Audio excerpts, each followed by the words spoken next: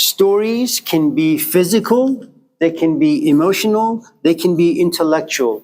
For those of you who think yourself to be spiritual, even spiritual. But what time creates is history. And what history creates is connection. That you and this person are bind. Okay? Can it also create past? Yeah, we'll talk about that later on. Yeah. But you need the history and you need the stories that you've created. They're all in the past, it's true. But this is the glue. One day, Kevin wakes up, he's about to take a shower, and for some strange reason, he thinks about Julie. And then as he's showering, he thinks about Julie. And as he's bathrooming, he thinks about Julie. And as he's driving, he thinks about Julie. He's at a place of infatuation. Infatuation is intense desire to be with her. But since you can't be with her physically just yet because you're driving to work, you are with her imaginatively. Okay? And then he goes to work, he turns on his laptop, and there's a message from Julie. Oh, I miss you. Every single day, that's the note, every day, okay, for the next week. And they spend a lot of time together. That's how the seed of infatuation gets nourished.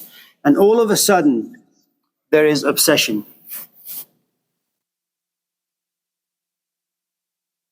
You don't obsess over someone or something because they're next to you, but because far away from you. So there is this distance.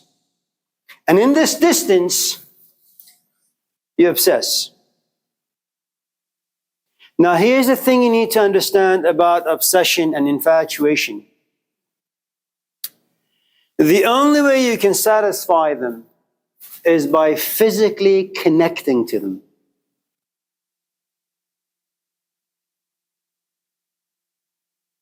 They will kill you otherwise. They'll rob you from rest, from sleep, from food. Okay? You're always agitated, frustrated. You're always in this mood of longing and yearning. You are grieving all the time why they're not there. And you're missing them terribly. Okay? So next time any of you in this class get yourself in a relationship and you're slowly coming to realize you're moving towards this direction, it's not Yahweh. It's not Jesus Christ. It's not the Buddha. Okay? This is what's happening to you. And it's only because you've given it time and you've created history. And your imagination is full of work. There comes a point where one day you wake up and you say, I need to tell her. You say, I love you. Now that in itself is quite devastating. We'll talk about that later. Now,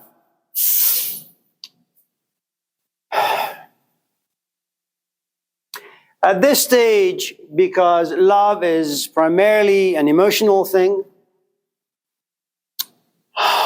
you want it to now live in a container. This container that can hold love and then express love is what we call sex.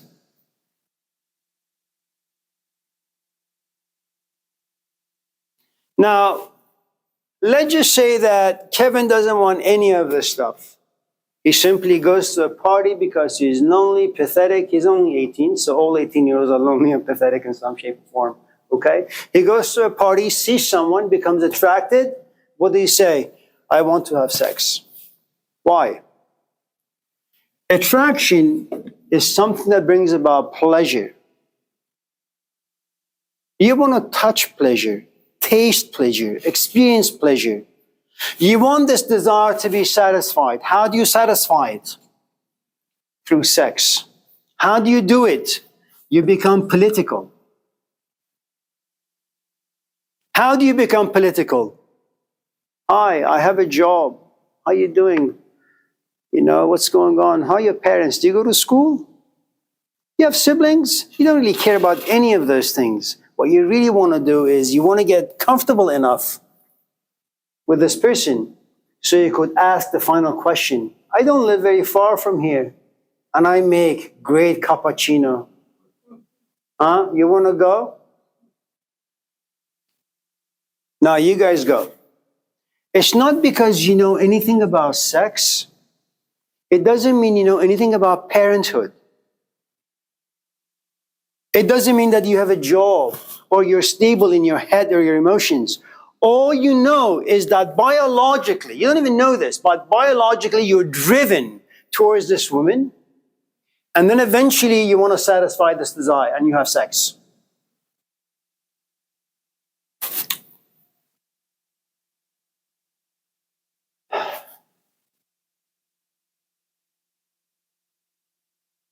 Why do I put this on the board? Just in case 1, 2, or 10 of you don't like any one of your parents. This is how they met.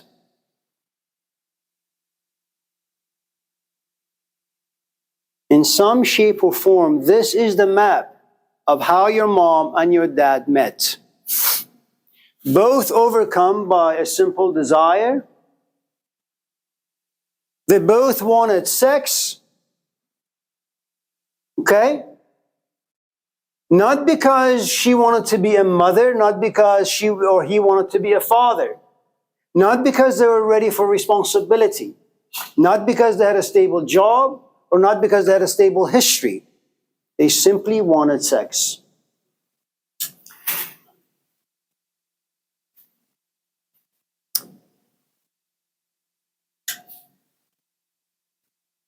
Kevin goes home. Julie goes home.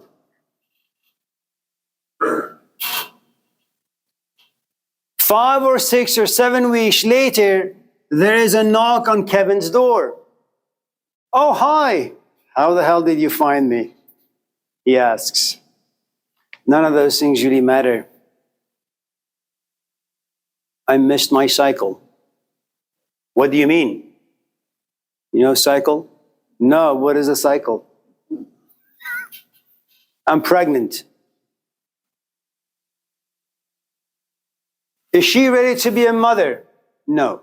As an 18-year-old, does she have dreams and hopes and fantasies? Absolutely. Maybe she wants to go to the medical field. Maybe she wants to go to the moon. Maybe he wants to be the next Cristiano Ronaldo or Manny Pacquiao or Mike Tyson. Who the hell knows what people want? All of a sudden, she gets pregnant. And he, depending on the sort of man he is, he'll either just push her out and say, I don't want anything to do with this. Or he says, okay, we'll figure something out. At this stage, something really, really interesting happens. They are both going to be consumed by fantasies. I am going to be the best mom. I'm going to be the best dad. I will give this kid things that I myself never had. I'm always going to be around. Does he have a job? No. Does he have education? No. Does he have money? No. Does he have parents? No. Any stability? No. How about she? Nothing. They are governed by fantasies. Great fantasies. The thing about fantasies is this. You know, I have no doubt that many of you signed up for this class to get an A, B, or a C. It's a great hope to have. But for a fantasy to take a form of a reality, you need resources. How do you pass a class? You sit down. You listen to the audios. You take notes. Then you write. Then you edit. Then you submit. All of these things require time. You must also show some interest. Just because you want an A doesn't mean you're going to get an A if you don't give it time, if you don't give it patience, if you don't give it reflection.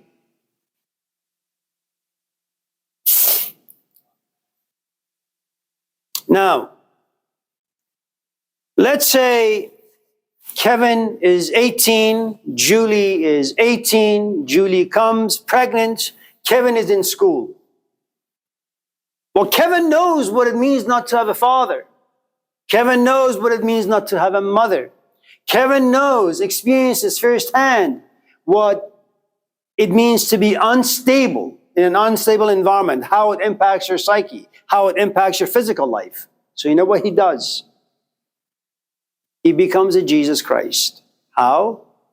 He says, I'm going to drop out of school. I'm going to get rid of my friends. I'm going to start looking for work. Well, at 18, you're not going to go to Google. You have no education. So you go to Home Depot. You go to In-N-Out. Okay? $20 an hour. Now, you go to In-N-Out and Home Depot for what reason? Fantasies, dreams, imagination. You want to be the best father. You want to be the best husband. And all the stuff, they work really, really good in your head. But this is what happens. Remember, you didn't sign up for fatherhood, nor did she sign up for motherhood. All of the stuff just happened. So for those of you who don't like your parents, know this. You just happened. Cut them some slack.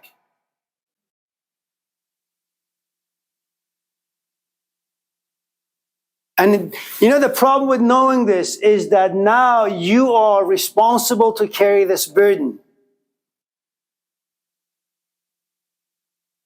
And that's unfair. You're 18, your dad is 900, your father is far too stupid to understand this, but you do. So what must you do? Not only must you carry your own life, you must also carry his ignorant ass. Okay? So now you carry two crosses. You don't have to, but yeah. Of course. Yeah. You know, you brought me coffee. You can dance.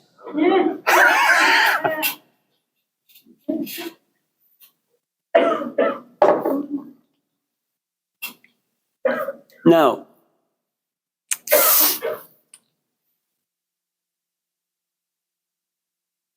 "18-year-olds have wings. They want to fly. They want to experience life. They want to experiment with life. They don't want to be chained down to anything for any reason. They want their life to belong to themselves. They're still young. They're innocent. They're naive. And they've been captured way too early in life. So you go home very excitedly. You look at Julie and say, I get a job at In-N-Out, $22 an hour. And she's excited as well.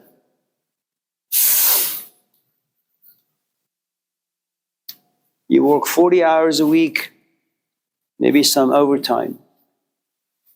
And while you work once in a while, you begin to fantasize how your life could have been if your friend had not called, if you didn't go to the party, if your senses did not find Julie attractive.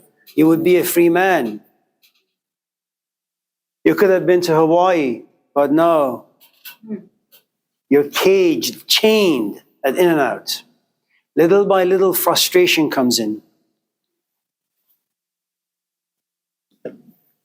You're tired of the customers and their stupidity. You go home, and there is Julie, 7 months pregnant, irritable, pissed off, because her life is cut short as well. You tell her, why are you so angry? I just got done with a 10-hour shift. I have this thing growing inside me. I don't even know if I want it. I don't even know if I'm right for it. I don't even know if I'm ready for it. Now you're dealing with two frustrations, your own and hers.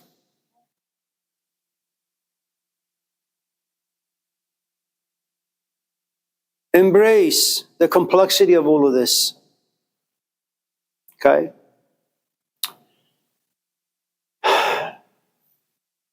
And let's say your frustration, disappointment, anger, all that stuff go away for a couple of weeks. Why? Because you rush her to Kaiser and your son comes out and man, you're overjoyed.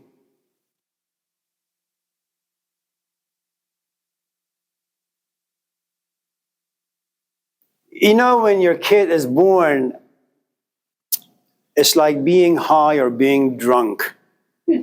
All the wrinkles in life disappear. Nothing about life smells bad. You look at your child, it's beautiful.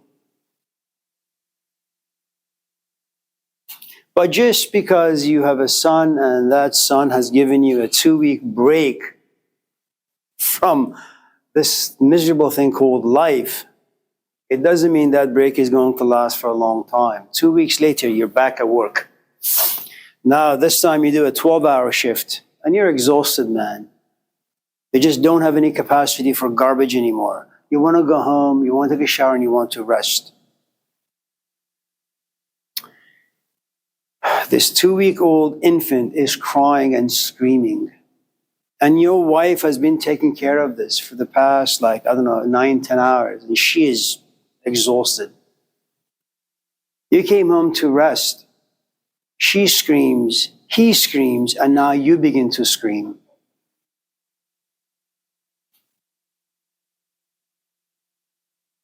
You know, all human beings have a certain trash bin inside them. You can only put so much garbage in your bin per day. There comes a point where your bin is full. Okay? If you go back to, say, the Gospel of, I think it's Mark, maybe it's Luke, I don't know, where he's in the garden and he's praying and he says, let this cup pass by me.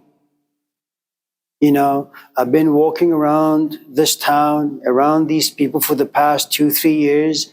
I have taken a lot of their garbage. I'm just so tired right now. I don't want to carry this anymore. His bin is full. He doesn't want to carry any of this. He doesn't want wisdom. He doesn't want to be a rabbi or a God or a teacher, any of that stuff. He just wants to go away as a free man and just live his life. Maybe get married. Maybe have a couple of kids. So remember, none of us in this class scream for no reason. Something about you is full. Now,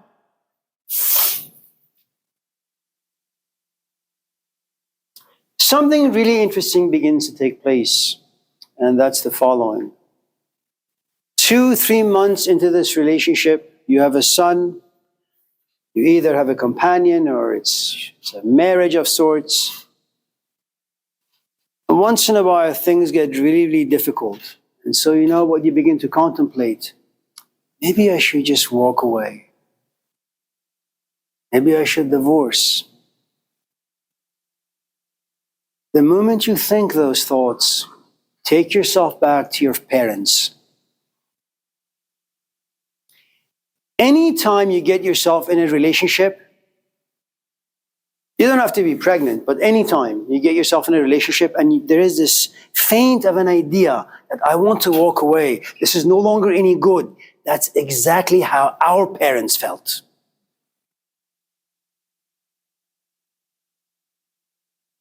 Okay? Now,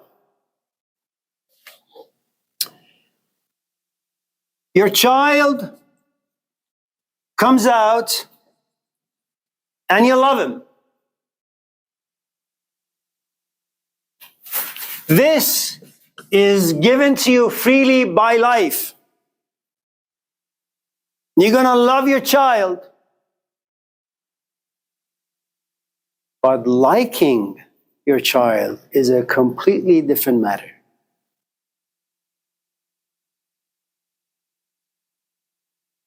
Why? You're going to tell him not to run around so fast. You're going to tell him to eat with a spoon. You're going to tell him to keep his mouth shut. You're going to tell him to do school. You're going to tell him not to watch porn. You're going to tell him not to hang out with certain people. You're going to tell him not to drink. You're going to tell him not to drop school. What is he going to do? He's going to do the exact opposite of everything you tell him. You still love him. You just don't like him. You're talking about teenage years, aren't they? Oh, it doesn't really matter. I'm just telling you what we put our parents through. And since you have a little one, what she's going to put you through. It's good to know. Found that out from the other two. Yeah. Okay. So remember, all of us in this class, for the most part, 99.999% of the time, we are the product of sex. 99, if not 100%. Remember, ask yourself how you go about to buy a car. What do? You see how much money you got. You see what kind of a job you got. You see how long of a travel you got to do on a daily basis. And then you go to car dealers. Okay? You do your research really, really, really well. You're not going to want to buy a crummy car that breaks down every 10 minutes. You're very practical. You don't say Yahweh. You don't say, well, let me pray about this. No. The way you pray is you look at your checkbook. No one examines to see if they're ready for sex. No one examines to see if they're ready for parenthood. They just happen. Because the moment you sincerely and honestly begin to think, reflect, am I ready for this? There's a good chance your answer is going to be no. None of us are ready for responsibility. Remember, one of the 7 deadly sins in traditional Christianity is sloth, laziness. Responsibility is a tough thing. Okay?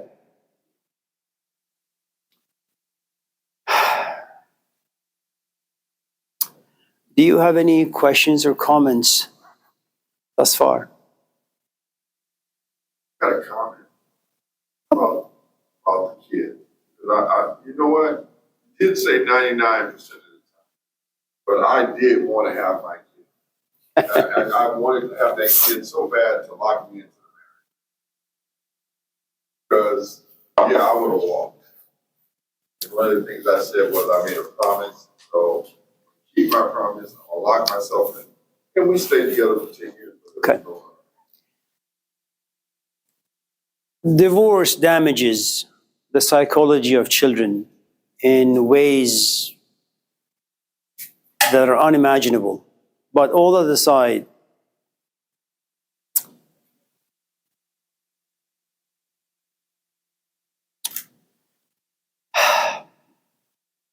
you don't have to be a religious person.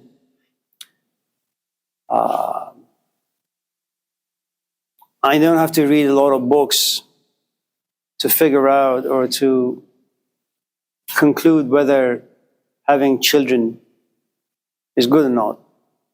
Just look at your own life. If I was to explain life very, very, very, very, very simply, Kevin, it would be this. This is you. Whether you want to or not, desires are going to come about. Desire to graduate, desire to grab yourself a cup of water, a cup of coffee, desire to go to the bathroom, none of those things matter. Okay? This is a desire. And this is where you want to end up. This is a tree, Garden of Eden. You don't have a cup of water, now you have a cup of water. You don't have sex, now you have sex. You haven't finished school, now you finished school. So this is a journey you have to go through. Okay? Depending on the nature of your desire, how layered it is, how complicated it is.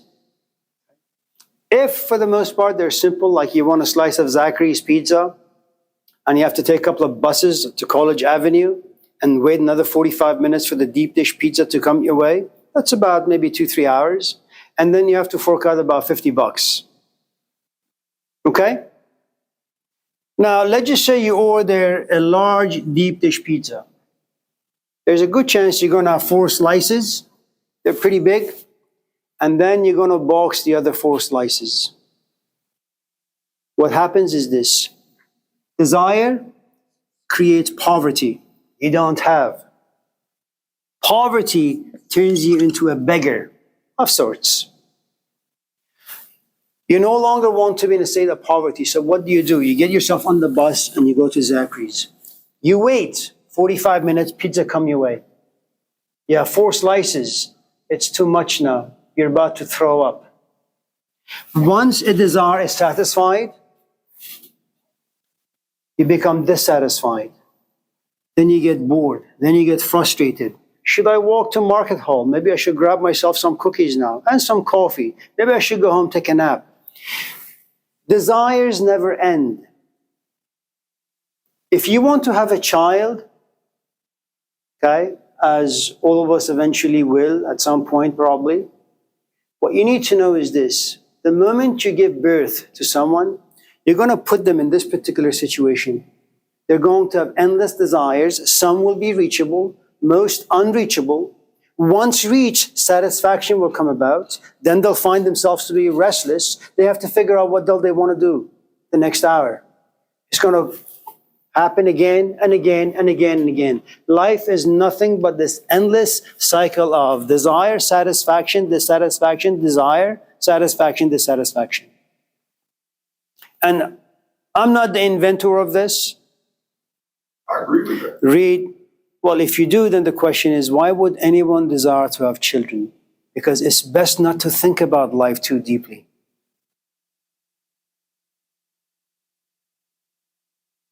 There's a purpose behind every thought. Oh, Kevin.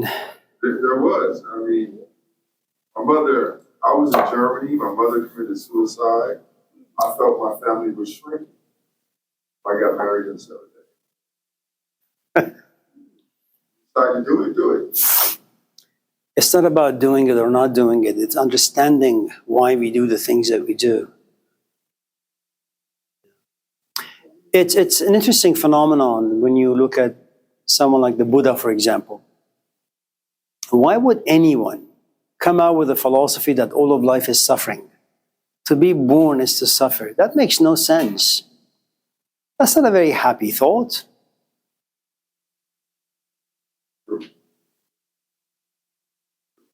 Yeah, that's why it's best not to reflect about things too deeply. It's good to be superficial. As they say, ignorance is bliss. Don't you want to know why you do stuff? No, because then you'll be paralyzed. Well, then you won't do it again. No, that's not true. You'll forget. And then you'll do it again. And then you'll catch yourself having done it. And then you'll regret. And then your self-confidence goes down. And then you'll drink. Maybe smoke. Maybe do therapy.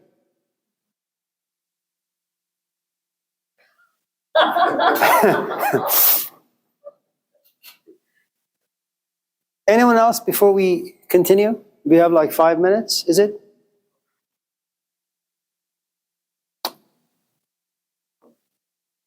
I know, Kevin. You're resisting. It's okay.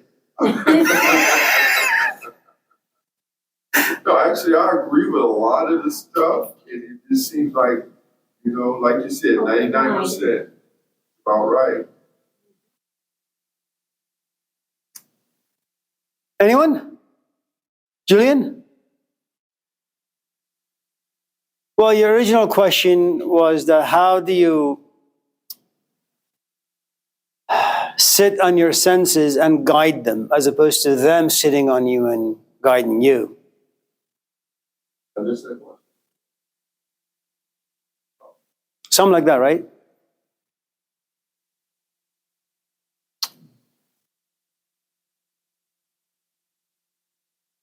Your question is complicated in a variety of different ways. Let me give you an example. Imagine you're 50, and imagine you're single, and imagine that you like to think deeply about things, that there are moments, or there have been moments in your life where you have become victim to simply being human. You go home, you look at your life, and it's a good life, but sometimes you feel the pangs of loneliness. And then you say, I want to go to a coffee shop. And you go to a coffee shop, and there is a young woman sitting across the room from you, and you slowly gravitate towards them, and you take them home, and you have sex with them, and you're no longer bored, at least for those moments, and then they leave, right? And you did this when you were 20, when you were 25, when you were 30, 35, 40, 50. You've been in like 5 or 10 or 15, 20, 30, 40, 50 different rendezvous, right? And now you're 50. And you go to a coffee shop, and you're sitting and reading the Bible, or whatever the book it is that you enjoy, and across the room is this young woman or young man, depending on your orientation, and you find yourself attracted to them. Now, you can have, again, your senses guiding you. You can go to the table and say, may I sit? Can I buy you a cup of coffee? How about some pastries? Or you can travel to your past and say, Julian, you did this when you were 20, 30, 40, 50. What did it get you?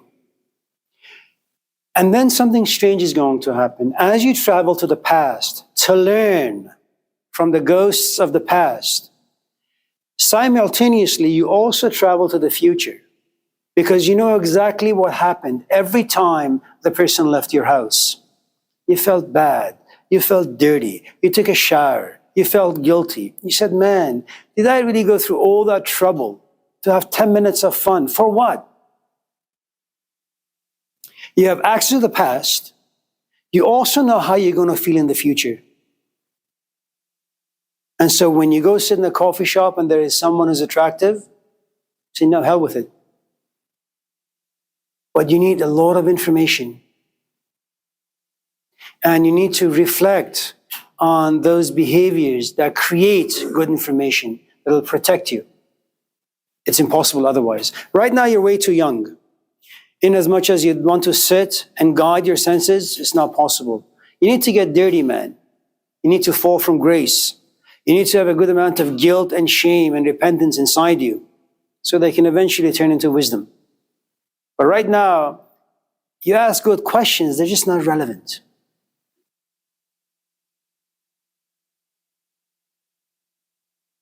What do you mean by when you say it's not relevant? I thought there weren't no bad questions. No, there are no bad questions, but most often you don't really know what you're asking. Most often you just know how to string words together, you are familiar with certain ideas and you express them. It doesn't mean you understand them. It's like you look at someone and say, I like you. Or 10 minutes later, I love you. But do you know what you're saying? No. Do you know what that means to your future? No, but you say them nevertheless. Do you want to get married? Should you have a family? These are huge questions, man. But we just don't understand what it is that we're asking. And then the questions become real. And then we say, really? How could I have been so stupid? It's awful. Abi? Anything?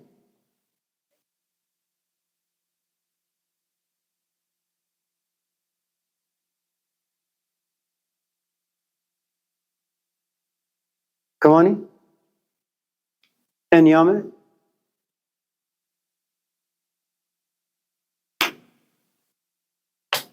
Interesting. How's everyday class? Thank you. I like to say. Dollars. A lot of reading, a lot of putting. So listen, the way I like the classes to go is for you to kind of listen to the audios and read the literature and then come to class with your own questions. I don't like to just come up with topics and then talk about them. Because when you ask a question, hopefully you are present in the question. There is something about you and the question, you know? And then when we kind of wrestle with those questions, they speak to you. But just because you ask a question, again, it doesn't mean that you know what you're asking. It doesn't even mean that it's the right question for you. Go back to, I think, one of the Gospels. Knock until the door is opened unto you. But you have to knock on a lot of different doors. And those doors have to be opened unto you to realize that none of those doors are really yours. Those doors are not good for you. Then you have to stop knocking and figure out what door it is you're looking for. And once the door opens, what exactly it is that you want to see. Then you can knock. See, it's going to be really, really difficult for Ruben, for Kevin. What was your name? Raquel, for Abi and myself, to go out on casual dates. It won't work. You know why?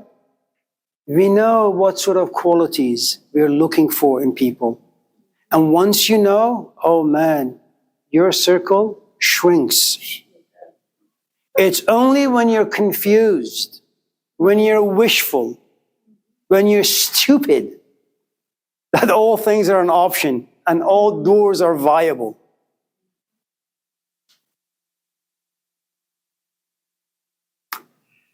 Well,